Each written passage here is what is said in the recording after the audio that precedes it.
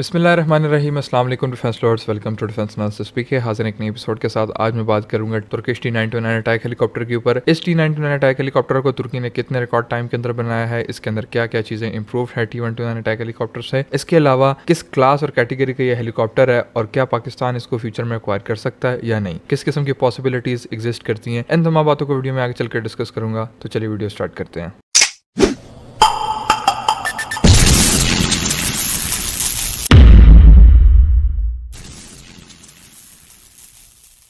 तो वर्ड्स में बात कर रहा था T-99 अटैक हेलीकॉप्टर के ऊपर। सबसे पहले देख लेते हैं कि T-99 अटैक हेलीकॉप्टर किस कैटेगरी और क्लास का हेलीकॉप्टर है। T-99 attack helicopter basically 25,000 pounds का जो ग्रॉस वेट है उसको कैरी करने में केपेबल है। अब ये ग्रॉस वेट क्या होता है, ये बेसिकली ऐसा एक वेट है जिसके अंदर हेलीकॉप्टर का अपना वेट भी शामिल होता है, इसके अलावा जो पेलोड कैरी कर सकता है वो सब मिला के ओवरऑल जो ग्रॉस वेट होता है वो उसको बनाया जाता है। तकरीबन 25,000 पाउंड का जो ग्रॉस वेट है वो T-99 अटैक हेलीकॉप्टर कैरी कर सकता है। उसके अंदर इसका अपना वेट भी शामिल है, जो फ्यूल डलता है उसका वेट भी शामिल है, और जो पेलोड कैरिंग कैपेसिटी है, वेपन्स वगैरह जो है कैरी कर सकता है वो भी शामिल होता है एक ग्रॉस वेट के अंदर। सबसे पहले T-99 अटैक हेलीकॉप्टर को जो है वो अगर आप रशियन साइड के साथ कंपेयर करें तो रशिया के जो दो हेलीकॉप्टर है वो इसके मध्य मुकाबले आते हैं, एक Mi-35 हेलीकॉप्टर और सेकंड नंबर के ऊपर K-52 एलिगेटर हेलीकॉप्टर। अगर अमेरिकन साइड के ऊपर देखा जाए तो अमेरिकन साइड के ऊपर दो हेलीकॉप्टर हैं, एक जो है AH-1Z वाइपर है। AH-1Z जो है वो basically medium to heavy weight category का एक गनशिप हेलीकॉप्टर है। ऐसा मैं क्यों कह रहा हूँ, क्योंकि उसके जो पेलोड कैरिंग कैपेसिटी है वो ना लाइट वेट कैटेगरी के अंदर आती है और ना आप उसको ज्यादा हैवी वेट के अंदर डाल सकते हैं। एक डिसेंट कैटेगरी के अंदर वो आ जाता है, लेकिन उसको आप एटलीस्ट इतना कह सकते हैं कि वो लाइट वेट हेलीकॉप्टर नहीं है। तो आप उसके साथ इसको कंपेयर कर सकते हैं, लेकिन इसकी जो पावर और वैल्यूज हैं AH-1Z वाइपर से जो है वो काफी ज्यादा बेहतर है। फिर जो actual neck to neck competitor आता है अमेरिकन साइड के ऊपर वो है AH-64 Apache helicopter. Apache helicopter जो है वो तकरीबन 2300 पाउंड के जो ग्रॉस वेट है उसके साथ टेक ऑफ कर सकता है। वो बेसिकली इसका neck to neck American side के ऊपर कंपेटिटर है। तो आप AH-64 अपाचे के साथ इस T-99 अटैक हेलीकॉप्टर को कंपेयर कर सकते हैं। ये बेसिकली एक हैवी वेट कैटेगरी के हेलीकॉप्टर है जो मैं आपको बता चुका हूं। अगर चाइनीज साइड के ऊपर आप देखें तो चाइनीज साइड जो है वो Z-10 अटैक हेलीकॉप्टर को ऑपरेट करते हैं। वो बेसिकली एक लाइट वेट कैटेगरी का हेलीकॉप्टर है। अभी जिस टाइम मैं ये वीडियो बना रहा हूँ इस वक्त तक चाइनीज लैंड फोर्सेस के पास या उनकी नेवी के पास ऐसा हैवी वेट कैटेगरी का हेलीकॉप्टर मौजूद नहीं है। फ्यूचर के अंदर जो है वो कुछ कहा नहीं जा सकता, लेकिन उनके पास इस वक्त Z-10 की सूरत में एक लाइट अटैक गनशिप हेलीकॉप्टर मौजूद है। किसी किस्म का हैवी वेट अटैक हेलीकॉप्टर जो है उनके पास मौजूद नहीं है। फिर आप बात कर लेते हैं कि T-129 अटैक हेलीकॉप्टर और T-929 अटैक हेलीकॉप्टर के अंदर बेसिक डिफरेंसेस क्या है। T-929 अटैक हेलीकॉप्टर जो है उसकी डायमेंशंस बड़ी हैं, उसके अंदर पेलोड कैरिंग कैपेसिटी ज्यादा है, उसके अंदर हार्ड पॉइंट ज्यादा है, उसके अंदर जो सेंसर्स लगे हुए हैं उनकी जो रेंज है वो ज्यादा है। इसके अलावा T-129 अटैक हेलीकॉप्टर के जो सेंसर्स हैं उनकी कवरेज जो है T-929 अटैक हेलीकॉप्टर से कम है। मिसाल के तौर पर T-129 अटैक हेलीकॉप्टर के ऊपर जो रडार लगा हुआ है वो कम कवरेज प्रोवाइड करता है, जबकि T-929 अटैक हेलीकॉप्टर के ऊपर डेफिनेटली जो रडार इस्तेमाल किया जाएगा वो ज्यादा बेहतर होगा, ज्यादा सोफिस्टिकेटेड होगा और उसकी जो रेंज होगी वो ज्यादा होगी, क्योंकि सेंसर जो है उनको पावर इंजन से जाती है और इंजन अगर पावरफुल होगा तो आपके जो सेंसर्स आप लगा सकते हैं वो अच्छे और बड़े और ज्यादा कैपेबल सेंसर आप किसी भी वॉर मशीन के ऊपर इस्तेमाल कर सकते हैं। ये बेसिकली डायरेक्टली प्रोपोर्शनल है एक दूसरे के इंजन की पावर और सेंसर की कवरेज का। ये बेसिकली आपस में इंटर रिलेटेबल है। इसके अलावा सर्विस सीलिंग के मामले में तकरीबन 25,000 फीट की सर्विस सीलिंग को अचीव कर सकता है T-929 और T-129 15,000 फीट की जो सर्विस सीलिंग है आई बिलीव उसको अचीव कर सकता है। T-129 के अंदर 4 हार्ड पॉइंट्स हैं, T-929 के अंदर 6 हार्ड पॉइंट्स हैं। इसके अलावा T-929 हेलीकॉप्टर जो है वो बेसिकली यूक्रेनियन पावर पैक के साथ आता है, जबकि T-129 जो है वो हनीवेल अमेरिकन पावर पैक के साथ आता है। T-929 का जो इंजन है वो बहुत ज्यादा पावरफुल है T-129 से। उसकी रीजन क्या है, क्योंकि T-929 जो है वो एक हैवी वेट क्लास का हेलीकॉप्टर है, तो डेफिनेटली उसके जो इंजन है वो भी बड़े हैं, उसको ज्यादा पावर रिक्वायर्ड है उसकी जो बॉडी है उसको लिफ्ट प्रोवाइड करने के लिए। इसके अलावा जिस तरीके से मैं पहले आपको बता चुका हूँ कि T-929 के ऊपर 6 हार्ड पॉइंट्स है, तो ज्यादा हार्ड पॉइंट्स लगाने का मकसद क्या है कि उसके ऊपर ज्यादा वेपन कैरी किए जा सकते हैं। ज्यादा वेपन कैरी करने हैं तो उसके लिए आपको ज्यादा पावर चाहिए, एनर्जी चाहिए ताकि आपके हेलीकॉप्टर को लिफ्ट मिल सके। तो डेफिनेटली यही सारी रीजन है जिसकी वजह से यूक्रेन का एक इंजन इस्तेमाल किया जा रहा है। इसके अलावा भी एक रीजन है वो मैं आगे चल के आपको बताता हूँ, लेकिन अभी जो है T-129 अटैक हेलीकॉप्टर के अगर इंजन को देखा जाए, इंजन वो भी बड़ा जबरदस्त इंजन है, अमेरिकन मेड हनीवेल कंपनी का बनाया हुआ इंजन है, लेकिन उसकी अगर आप पावर देख लेते हैं तो उसकी पावर रेशियो जो है वो T-929 अटैक हेलीकॉप्टर के इंजन से कम है। अब उसकी रीजन ये है क्योंकि T-129 अटैक हेलीकॉप्टर एक छोटा हेलीकॉप्टर है और इसके अलावा जो उसका एयरफ्रेम है उसको कम पावर रिक्वायर्ड है। तो डेफिनेटली ये एक जनरल फिनोमेना है कि अगर आपको कम पावर रिक्वायर्ड है तो आप ज्यादा बल्कि इंजन लगा लगा के जो है उसको ओवरकिल नहीं करेंगे। फिर मैंने अभी आपको बताया कि T929 के ऊपर यूक्रेनियन इंजन इस्तेमाल किया जा रहा है ना कि अमेरिकन इंजन। उसके पीछे क्या रीजन है? इससे पहले जो है तुर्की उसकी जो एक्सपोर्ट्स हैं उसको हिट पहुंच चुकी है। इससे पहले T129 अटैक हेलीकॉप्टर के अंदर अमेरिकन इंजन इस्तेमाल करने की वजह से तुर्की जो है वो अपने T129 अटैक हेलीकॉप्टर को पाकिस्तान को एक्सपोर्ट करना चाहता था, जबकि अमेरिका जो है उसकी एक आप कह सकते हैं पॉलिसी है कि अमेरिका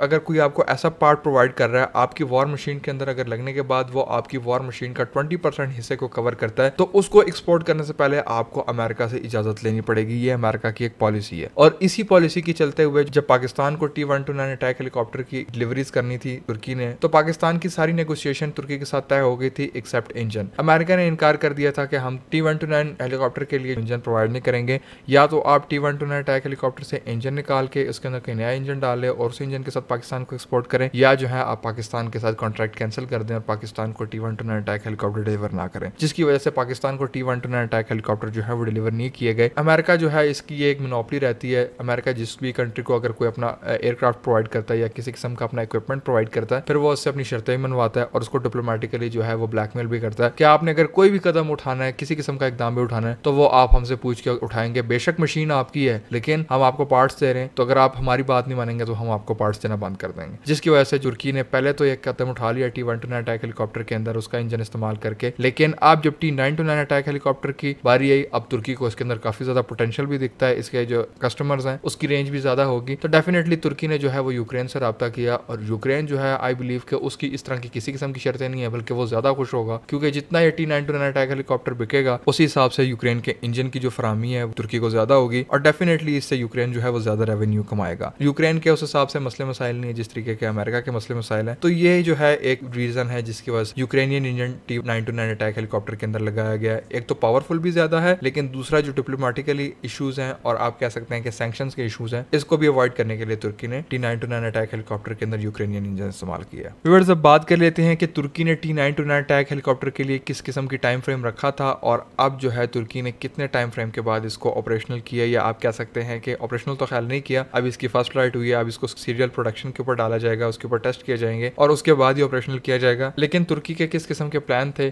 तुर्किश एरोस्पेस इंडस्ट्रीज के और कितने अरसे के अंदर, कितने रिकॉर्ड टाइम के अंदर तुर्की ने ये T929 अटैक हेलीकॉप्टर डिजाइन और इसको फर्स्ट फ्लाइट की स्टेज तक लेके आया। देखिए, तुर्की जब ये T929 अटैक हेलीकॉप्टर तैयार कर रहा था तो तुर्की के माइंड में ये था कि हम जो है 2 साल के अंदर इसको एटलीस्ट फर्स्ट फ्लाइट करवा देंगे, लेकिन हुआ इसके बरक्स। तकरीबन 4 साल लग गए तुर्की को T929 अटैक की फर्स्ट फ्लाइट के अंदर। अब उसके अंदर रीजन क्या है? देखिए, मैंने आपको एक बात बताई कि T929 अटैक हेलीकॉप्टर के अंदर यूक्रेनियन इंजन इस्तेमाल हो रहा है। आपको पता है पिछले 1.5 साल से जो है वो यूक्रेन एक वॉर जोन बना हुआ है। यूक्रेन की जो फैक्ट्रियां हैं वो उस तरीके से प्रोडक्शन नहीं कर पा रही जिस तरीके से वो जमाना अमन में प्रोडक्शन कर रही थी, तो डेफिनेटली इसका इंपैक्ट जो है वो तुर्की के ऊपर भी आया। तुर्की ने अपना जहाज जो है वो 2 साल के अंदर तैयार कर लिया था, अपना हेलीकॉप्टर, लेकिन उसको इंजन प्रोवाइड नहीं हुए थे। तो डेफिनेटली अगर आपके पास इंजन ही नहीं है, मिसाल के तौर पर आपने एक गाड़ी बना ली, आप उसको बड़ा अच्छे तरीके से डिजाइन करते हैं, फुल बॉडी डिजाइन कर लिया, टायर डिजाइन कर लिया, इंटीरियर एक्सटीरियर सब डिजाइन कर लिया, जब बात आएगी टेस्टिंग की तो डेफिनेटली आपके पास इंजन होना चाहिए। सेम ऐसा सिनेरियो है, तुर्की ने एयर फ्रेम पूरा बना लिया था हेलीकॉप्टर का, लेकिन तुर्की के पास इंजन नहीं थे, तो इंजन ना होने की वजह से, इंजन की शॉर्टेज की वजह से ना वो एवियोनिक्स के टेस्ट कर पा रहा था, ना वो सेंसर्स के टेस्ट कर पा रहा था, ना इसके अलावा वो फर्स्ट फ्लाइट कर पा रहा था जिससे एरोडायनामिक्स चेक की जा सके। इसके अलावा इंजन के ना होने से आप कह सकते हैं कि बहुत सारे टेस्ट जो है वो अधूरे रह गए। तो यूक्रेन को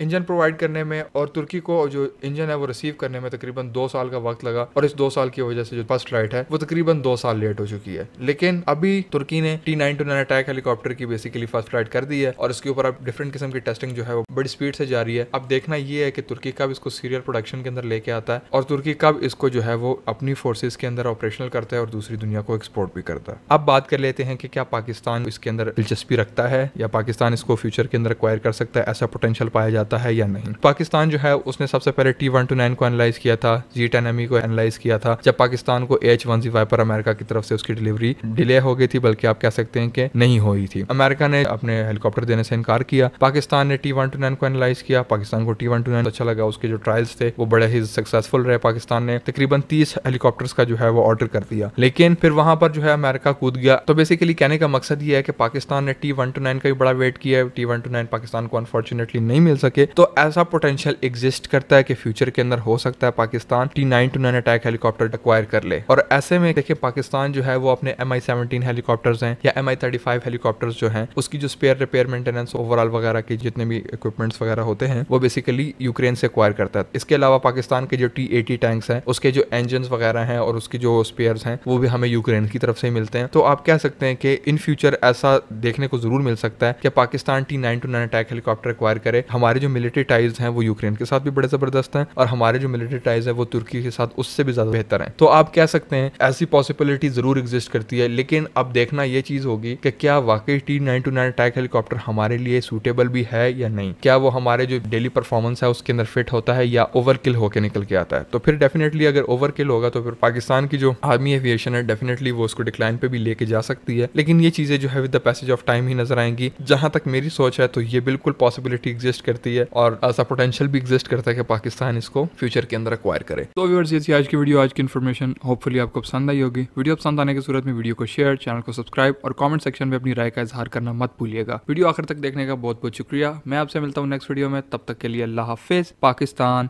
जिंदाबाद।